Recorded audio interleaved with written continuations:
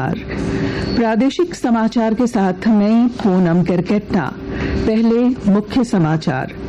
निर्वाचन आयोग की सभी राज्यों और केंद्रीय एजेंसियों के वरीय अधिकारियों के साथ बैठक आज।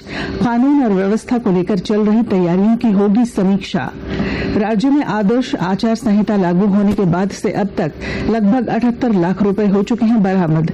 सभी चेकनाकों पर 24 घंटे चल रहा वाहन चेकिंग अभियान। झारखंड उच्च न्यायालय ने राजधानी रांची में सड़क जाम और ट्रैफिक सिस्टम पर जताई नाराजगी।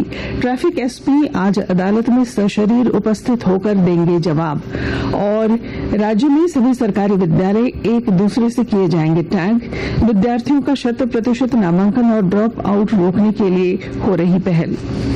और अब समाचार विस्तार से।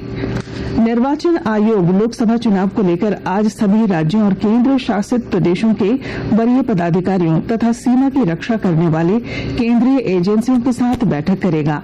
बैठक में चुनाव के दौरान कानून व्यवस्था बनाए रखने, शराब, मादक पदार्थ तथा अन्य अवैध गतिविधियों की रोकथाम और अंतर्राज्यीय तथा अंतर्राष्ट्रीय सीमाओं पर निगरानी को लेकर चल रही तैयारियों की समीक्षा की जाएगी।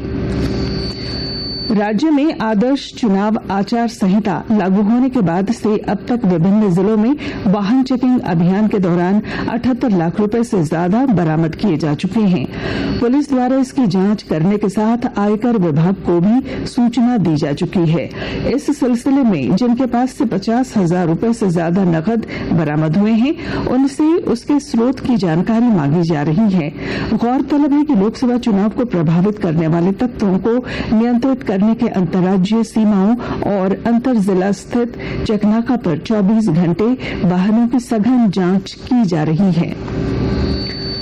निर्वाचन आयोग ने झारखंड के 14 आईएएस को विभिन्न राज्यों में इलेक्शन ऑब्जर्वर के रूप में नियुक्त किया है। इन अधिकारियों में सुनील कुमार, भोर सिंह यादव, किरण कुमारी पासी, अबू इमरान और सुशांत गौरव को तमिलनाडु, फैज अहमद और अभय नंदन अम्बष्ट को महाराष्ट्र, मनोहर मरांडी, आकांक्षा रंजन और आदित्य रंजन को कर्नाटक, शशि रंजन को छत्तीसगढ़, पवन कुमार को राजस्थान, आदित्य कुमार आनंद को असम और राजीव कुमार को केरल में ऑब्जर्वर बनाया गया है। भाजपा की प्रदेश इकाई ने सभी 14 लोकसभा सीटों के अंतर्गत आने वाले 81 विधानसभा क्षेत्र के लिए चुनाव प्रभारी की घोषणा कर दी है।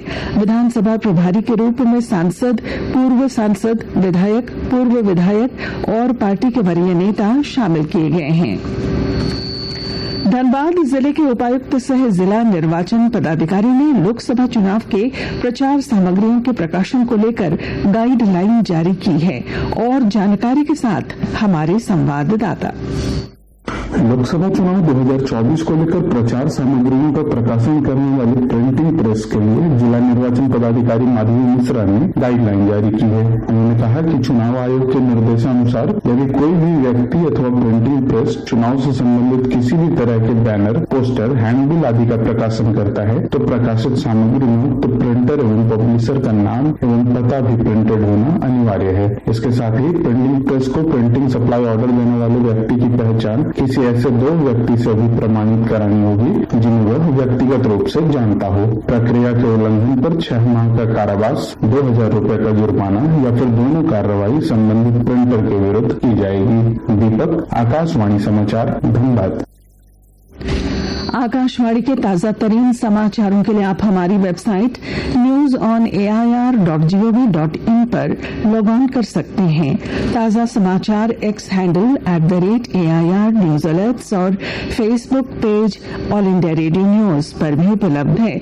आप प्रादेशिक समाचार एकांश के X handle @AIR news _Ranchi और फेसबुक, इंस्टाग्राम पेज तथा YouTube channel AIR news Ranchi पर भी हमारे बुलेटिन सुन सकते हैं। प्रादेशिक समाचार आप आकाशवाणी रांची से सुन रहे हैं। झारखंड उच्च न्यायालय ने राजधानी रांची में सड़क जाम और ट्रैफिक सिस्टम पर नाराजगी जताई है। अदालत ने एक जनहित याचिका पर सुनवाई करते हुए रांची के यातायात पुलिस अधीक्षक को आज सशरीर अदालत में उपस्थित होकर जवाब देने को कहा है। अदालत ने कल सुनवाई करते हुए ट्रैफिक जाम, ट्रैफिक सिग्नलों की खराबी, पार्किंग व्यवस्था को लेकर नगर निगम से जवाब मांगा। अदालत ने यह भी जानना चाहा कि ट्रैफिक नियमों का उल्लंघन करने वाले वाहन चालकों का लाइसेंस रद्द करने की दिशा में क्या कार्रवाई हुई है। निगम द्वारा ट्रैफिक व्यवस्था में सुधार को लेकर उठाए जा रहे कदमों की जानकारी न्यायालय को दी गई।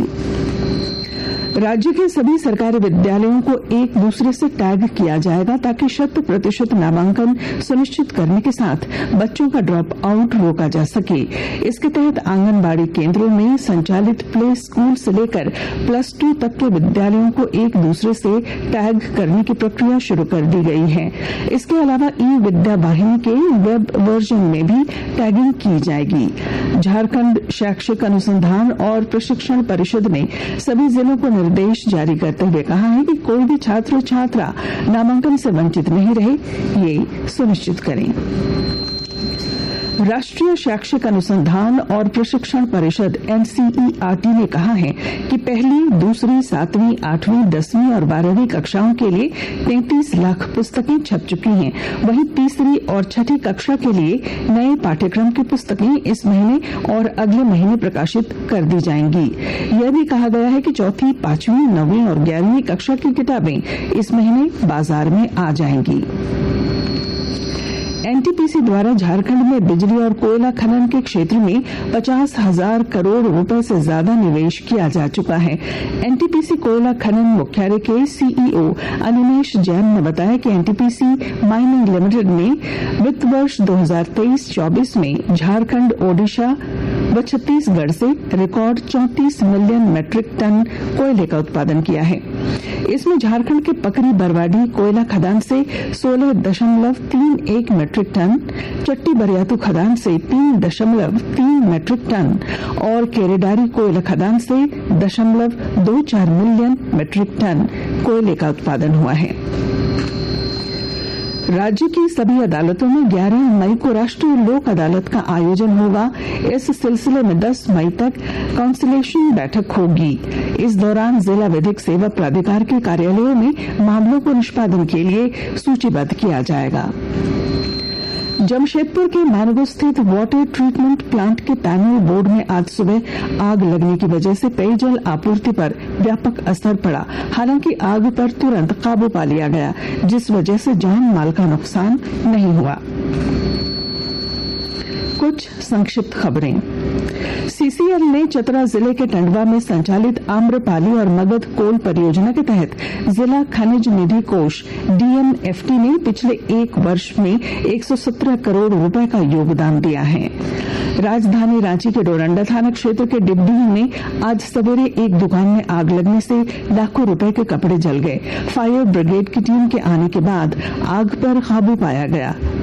गोड्डा जिले के सुंदर पहाड़ी थाना क्षेत्र में पहाड़ी जनजाति की एक किशोरी के साथ सामूहिक दुष्कर्म मामले में 6 युवकों के खिलाफ प्राथमिकी दर्ज कराई गई है।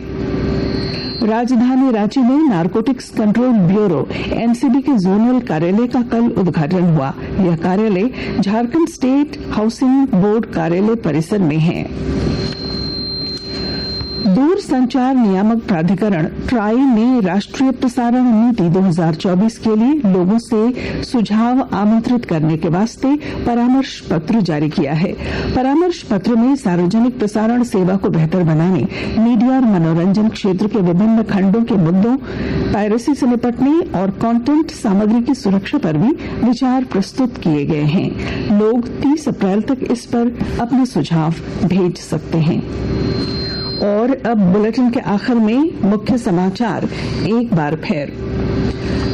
निर्वाचन आयोग की सभी राज्यों और केंद्रीय एजेंसियों के वरीय अधिकारियों के साथ बैठक आज। कानून और व्यवस्था को लेकर चल रही तैयारियों की होगी समीक्षा। राज्य में आदर्श आचार संहिता लागू होने के बाद से अब तक लगभग 78 लाख रुपए हो चुके हैं बरामद। सभी चकनाकाओं पर 24 घंटे चल रहा वाहन चेकिंग अभियान। झारखंड उच्च न्यायालय ने राजधानी रांची में सड़क जाम और ट्रैफिक सिस्टम पर जताई नाराजगी।